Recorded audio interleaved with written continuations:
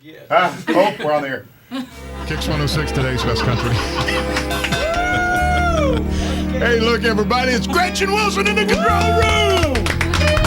How about it? How are you doing, young lady? How are you? Oh, I'm trying to get your mic turned on right now. Okay, here we are. Hello. I'll just turn them all on. Okay. What's going on, Gretch? Just came down to do a little quick tour of Graceland. What'd you think about that? I liked it. It's very interesting over there. You get to really get a feel for how the man lived. What'd you think about the Jungle Room?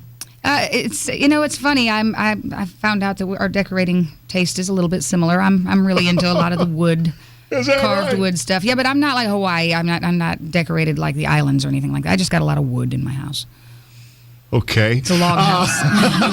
It's a log house and lots of wood furniture and wood. I'm into like antique furniture and stuff like that. So were you down here for a purpose or for a certain reason? Or yeah, because I recorded on the Christmas duets with Elvis. I recorded a Merry Christmas Baby with him for this album that's just come out. Mm-hmm. That's going to be a huge, man. That's going to be a smash. It was quite an experience to be able to just have somebody hand you these tracks, these original tracks, and to be able to just open them up in the studio and just listen to, the whole 9 yards, everything he said between takes and all of that. Of the screaming and the hollering that was going on between him and the other musicians and stuff. It was like just being there in the room with him. Yeah, special. Now, speaking of tracks. Yeah. You got your album out. I do. It's coming out hopefully in January. Yeah, we've been working on it all summer long and just getting through with it. Excited about it? I'm very excited about it. I love this record. I have not yet made a record where I've almost every time I've made a record I find myself skipping some tracks just because you get over them really quick. Yeah. But I can't skip a track on this record. I like them all that much. Excellent, and you're going to hear some of them today too. As a matter of fact, the first cut we're going to play has never been played on the radio. It's never been played, and it's the song that we chose for the title track. This is what the album is going to be called, is this song right here. It's called I Got Your Country Right Here. And here we go. Hit it there, Kay, or can I start it here? All right. Gretchen Wilson on KIX106. Here we go. KIX106, today's best country. Gretchen Wilson right there. I Got Your Country Right Here. I saw your California Girl video here a while back. You did? Yeah. Yeah. And and please take this as a compliment. You got some abs. Well, I did that day. You work out a lot, don't you? No, I don't. Do you not? You got to be kidding me. I know, I'm terrible. I don't. I put on a pretty hard rockin' live show, so it's pretty good workout. 75 to 90 minutes of pretty much. There's no wardrobe changes and long piano solos. It's pretty much all out, rocking. So that's a pretty good workout. But as far as jumping on a treadmill or machines, no. I have a gym at my house that I never walk in. Never. And I keep telling myself I'm just like everybody else. Every day I'm like, this is the week. This is the day that I'm going to be able to get this stuff together. But I'm just, So you must eat pretty good, especially when you're on the road, or you don't you go to Cracker Barrel like everybody else? Yeah, Waffle House. What's your favorite meal at Cracker Barrel? At Cracker Barrel, yeah. I like the chicken and dumplings. Yeah, man, they are delicious. They really are good. Yeah, but as far as breakfast goes, I'm more of a Waffle House person. Waffle House? Yeah. And you just eat anything you want? You don't exercise? Chopped, diced, and peppered. And she's got killer abs. Ah. It's a Waffle House way.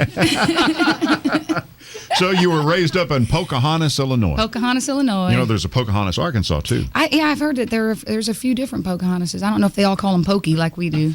What age were you when you first realized you had the gift?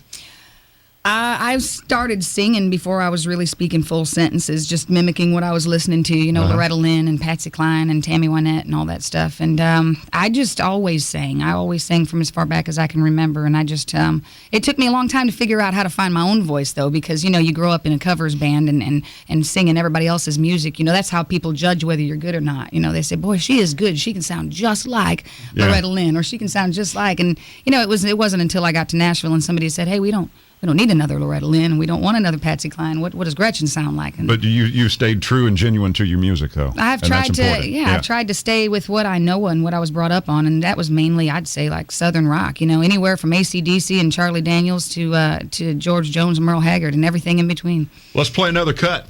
Okay. What do we got? Which one do you want to? How about, anybody have a preference? Tim likes number 2. Number 2? Are we queued up with number 2?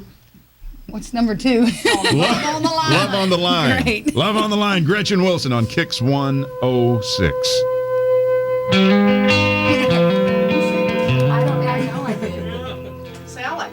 KIX106, Gretchen Wilson right there. It's called Love on the Line. Cut number 2 from that brand new CD. Ah! Brand new CD. I don't want to play that one just yet. Jason, we got a video camera going on in here. Yeah. So, who are you going to be touring with? I have just been kind of doing my own thing out there, just doing a lot of fairs and festivals and stuff like that. I just keep going all year round. I got a lot of employees working for me that have to feed their families, so I got to keep working in order to keep them paid. Got to keep going, keep it going. When you were younger, you were singing in bars, and a lady by the name of Susie Osborne, the townhouse, tracked you down, wanted you to come play at the townhouse. And where was that at? In Springfield, Missouri. Springfield, Mo. And you did that for a couple of years. I did that for a couple of years, and I was young. I was 15 and 16 years old when I relocated down there to do that, and got in a lot of trouble with the IRS in those 2 years. I had no idea about self-employment taxes or any of that stuff, so I wasn't saving. But it took me about 30 years to get out of that. No, but it was a learning experience. You know, she just kind of plucked us up out of the little towns that we were playing in back in Illinois, and asked us to just move down there, and I did. Rented a house in the middle of the night when I was 16, and brought all my stuff in a U-Haul next week. You're supposed to be leaving the house at midnight. Not renting one. You know what amazes me is because you probably had to sing about every night of the week. Yeah. And you probably did 3 or 4 sets a night. Yeah, 4 hours a night, 6 nights a week for $500. And your voice is so strong. Yes, then. And now I'm complaining if I got to do more than an hour and a half. Isn't that funny? I do. I find myself going, well, that's just ridiculous. I used to be a lot tougher than this. Oh, that's too much. Well, tell us a little bit about your upbringing. I don't know. I was probably raised up like a lot of people are. And my mom was... she quit school and got married and pregnant real young, you know, and my dad was also real young, and he took off when I was a couple years old, and then she remarried, and I had a little brother, and moved around a lot. My parents couldn't really figure out where they needed to be or wanted to be, so we moved around back and forth from, of all places, Miami, Florida. You know, like right in the middle of Little Havana, and then they'd move us back up to Bond County, Greenville, Illinois, you know, where it was like, it was interesting at childhood. I mean, I was going from sneaking a kiss with the 7th grader under the bleachers at the football game in Greenville, Illinois, to, you know, hanging out at Loman's Plaza with a bunch of motorcycle riders, you know, down in Miami. It was just it was constantly a shock, you know, but I think it gave me a lot of street smarts, you know. I didn't have much in the way of a formal education, but I went to the School of Hard Knocks pretty good. You learned a lot quick. I did, yeah. Well, now, what do you guys do for fun when you're on the road? You got to do something to break the monotony. Well, it's really not, you know, it's. I think we have a lot of fun just doing what we do. It's taken a few years, but the team of people that I have around me now, really, we all genuinely love what we do. I mean, we don't have a guitar tech that really wants to be the drummer or anything. You know, I mean, everybody just loves what they do, and everybody gets up every day with a smile on their face, and we cut up and have fun together, and I mean, even on stage, it's never the same thing every night. You know, my guitar players and drummers and stuff play jokes on me on stage, you know, laugh at me, try to trip me. You know, I pay $10 to whoever bleeds on stage, you know. It's like, we have a lot of fun, you know, but we're also very professional, you know. I mean, nobody ever comes to the stage under the influence of anything, and we don't even have our first beer until we get on stage. So we're real focused, real dedicated, but still, you know, we still have a lot of fun. Very excellent. Gretchen Wilson in the studio on KIX106. We'll be back right after this.